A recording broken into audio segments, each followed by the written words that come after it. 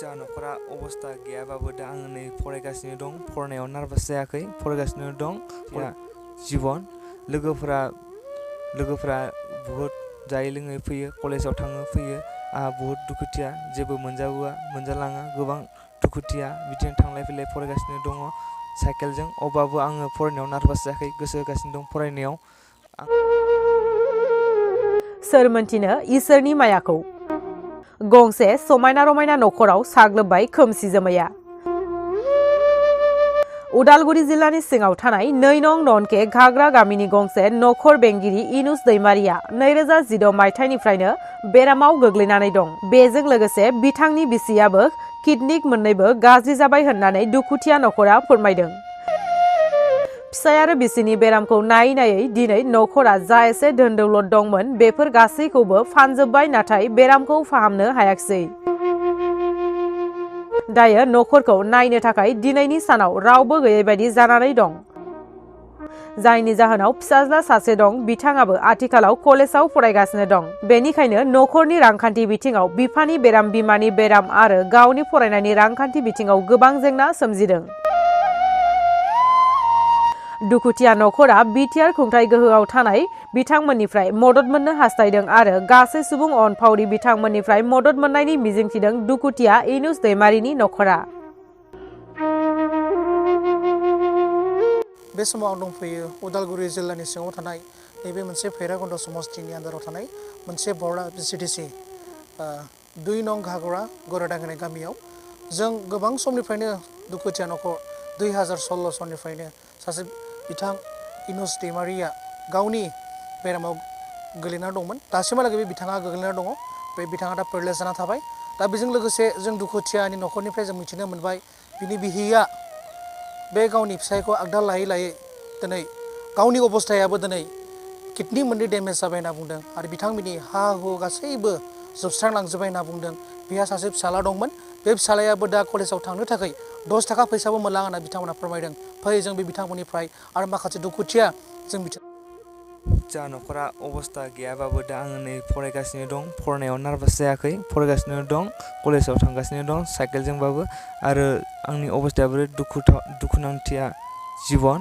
लोगोफोरा बुहुत जायै लोङै फैयो कलेजाव थाङो फैयो आंहा बुहुत दुखुथिया जेबो मोनजाबोआ मोनजालाङा गोबां दुखुथिया बिदिनो थांलाय फैलाय फरायगासिनो दङ साइकेलजों अब्लाबो आङो फरायनायाव नार्भास जायाखै गोसो होगासिनो दं फरायनायाव आङो बेखौनो खावलायो गिदिर गोलाव प्रमद बिटिआर सरकारनि प्रमद सार नोंथांमोन आरो गबिन्द बिटिएसि जि डिप'जिट चिफ मिनिस्टार गबिन्द सार नोंथांमोनखौ खावलायो जोंनि आइ आफामोन नायनो थाखाय आरो आंनि फरायनाय जीवन बेनि थाखाय केरियार आरो जोंनि न'खर गासै थाखाय नोंथांमोनखौ खावलायो मदद होगोन होननानै बोरला बिसिडिसिनि चेयारमेन आलना दैमारि आंखौ गोसो गोरबोनिफ्राय खावलायदों दिनै आंनि न'खराव सानसे बा गाबोन बा समनिहा आंनि न'खरखौ गोजोनग्लाय होनो फैनायबा मोजां मोनदोंमोन मा अबस्थायाव दङ आरो नों गोजौ लेभेलाव जि एमएलए गबिन्द सारनिसिमबो नों मेसेज हरनो हागोन आरो ओरैहाय जोंहा चिफ दङ गबिन्द ब्रह्मनिसिमबो नों मेसेज खालामना हरनो हागोन बेनिखायनो आं गोसो गोरबोजों नोंनियाव खावलायहरदों जोंखौ नायफैनो आंनि दुखुथिया न'खरखौ नायफैनो आं गोसो गोरबोजों खावलायहरबाय दिनैसिम जों दासिमबो आं जेबो खबर मोनाखै आरो आंनि न'खराव रावबो फैया मेम्बारफोराबो फैया बेबायदि हिसाबै आं नोंखौ खावलायहरनाय थाबाय ओंखायनो गोबां आंनि धन सम्पति जोबलांबाय मोसौ मोसा जोबलांबाय गयफोराव बन्दक थांजोब्बाय हाखौबो बागान पार्टिनो फाननांबाय आधा आधि दायो मथा मथि हायानो आहा बिगासेफोरल'सै आरो गोबां नै न'खराव थाखा फैसानि अभाब जाबाय आलु सेरसे बायनो फैसा गैला संख्रि फवासे बायनो गैला फानलु थाइसे बायनो फैसा गैला ओरैबायदि अबस्था जालांबाय आंहा न'खराव दिनै आंनि खुदिया सासे दङ इसहाक दैमारि दिनै सेकेन्ड इयाराव फरायबाय थादों खस्थ' भुगिनानै सम लाना खामबो मोनजालाङा ओरैबायदि फैसा 10 थाखा बिबाबो हरनो रोङा जों बिमा बिफा जानानै बेमाराव गोग्लैसोना थानायखाय दिनै आंनि खुदिया गोबां खस्थ' भुगिनानै दङ हावरिया मावरिया दिनै आं मा खालामगोन होननानै खुदियाबो गाबसोयो आं फोरोंनायखौनो गारनोसै आं फैसा 10 थाखाबो मोनलोङा साहा लोंनो लोगोफोरा साहा लोङो आं हाखुमानानै थानाङो होननानै बुङो दिनै जों बिमा बिफा जानानै जोंनि गोसोआव गाबखांदों आंनि खुदियाखौ माबोरै लेखा फरायहोबावनो हागोन होननानै बेनिखायनो आं गाबदों दिनै आंनि जि रुलिं सरकार गोदान सरकार प्रमद ब्रह्मनियाव गुरै गोसोजों खावलायहरदों दिनै आंनि न'खरखौ नाहरनायबा मोजांमोन आं खावलायहरदों गोसो गोरबोजों दिनै आरो बिदिनो उदालगुरि जोंहा डिस्ट्रिक्टनि जि गबिन्द सार बेखौबो आं गोसो गोथारजों खावलायहरदों दिनै आंनि न'खरखौ नायहरदो आरो आंनि न'खराव सानसे बेलासे नोंसोरो नुजाफैबोला मा अबस्थायाव दङ नुफैगोन आं गोसो गोरबोजों खावलायहरदों गबिन्द सार उदालगुरि डिस्ट्रिक्ट जोंनि MLA खौ दिनै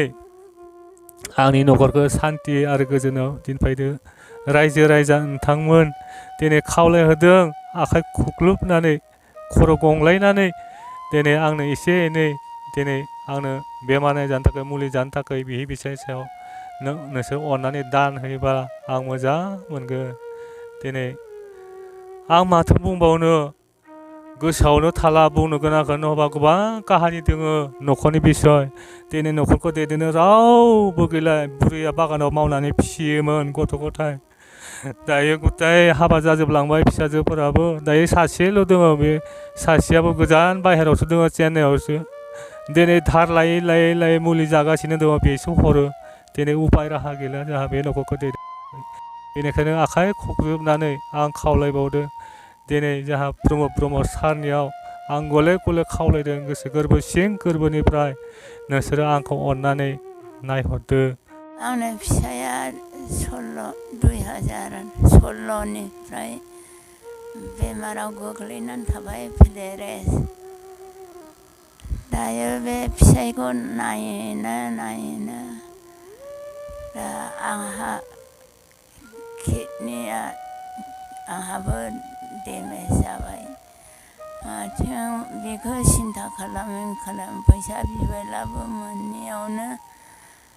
आङो बेमारसो जालायलांबाय दा ओंखायनो आङो सारमोननावहाय एसे फैसा खावलायो आङो बेमार नायजानो आं किडनि मोननैबो गाज्रि जाबाय आंहा बेमार नायजानो फैसा गैया जानोबो हाया ओंखाम जानो लोंनोबो हायि जालांदों आङो रावनिफ्रायबो फैसा मोना दाहारबो मोना जेबो मोना